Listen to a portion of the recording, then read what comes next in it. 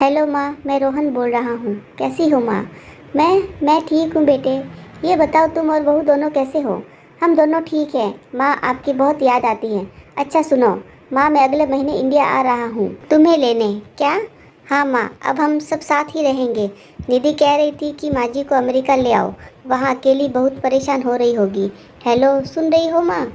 हाँ हाँ बेटे। बूढ़ी आंखों से खुशी की अश्रुधारा बह निकली। बेटे और बहू का प्यार नस नस में दौड़ने लगा।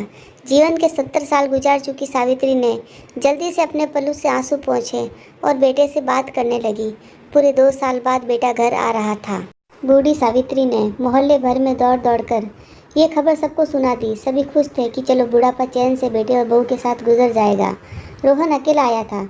उसने कहा कि माँ, हमें जल्दी ही वापस जाना है, इसलिए जो भी रुपया पैसा किसी से लेना है वो लेकर रख लो, और तब तक मैं किसी प्रॉपर्टी डीलर से मकान की बात करता हूँ। मकान? माँ ने पूछा। हाँ माँ, अब ये मकान बेचना पड़ेगा, वरना कौन इसकी देखभाल करेगा? हम सब तो अब अमेरिका में ही रहेंगे। बूढ़ी आंखों ने मकान के कोने कोने को ऐसे निहारा जैसे किसी अबोध बच्चे को सलाह रही हो।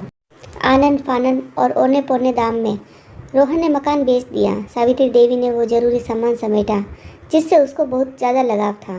रोहन टैक्सी मंगवा चुका था। एयरपोर्ट पहुंचकर रोहन ने कहा, माँ तुम यहाँ बैठो, मैं अंदर जाकर सामान की जांच और बोर्डिंग और वीज़ा का काम निपटा लेता हूँ। ठीक है बेटे। सावित्री देवी वहीं पास की बेंच पर बैठ गई। काफ़ी समय बीत चुका था। बाहर बैठी सावित्री देवी बार बार उस दरवाजे की तरफ देख रही थी जिसमें रोहन गया था, लेकिन अभी तक बाहर नहीं आया। शायद अंदर बहुत भीड़ होगी सोचकर बूढ़ी आंखें फिर से टकटकी लगाए देखने लगती। अंधेरा हो चुका था। एयरपोर्ट के बाहर गहमागहमी कम हो चुकी थी। माँ जी किससे मिलना है?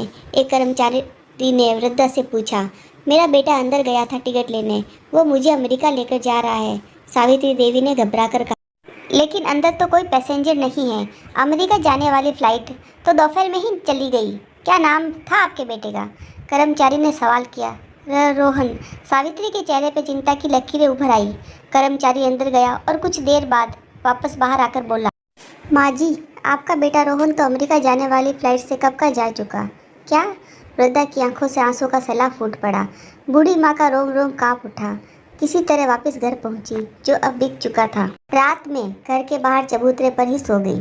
सुबह हुई तो दयालु मकान मालिक ने एक कमरा रहने को दे दिया। पति की पेंशन से घर का किराया और खाने का काम चलने लगा। समय गुजरने लगा। एक दिन मकान मालिक ने वृद्धा से पूछा, माँ जी क्यों नहीं आप अपने किसी रिश्तेदार के यहाँ चली जाएं? अब आपकी उम्र भी बहुत हो गई है, अकेली कब तक रह पाएंगी? हाँ चली तो जाऊँ, लेकिन कल को मेरा बेटा आया तो यहाँ फिर कौन उसका ख्याल रखेगा?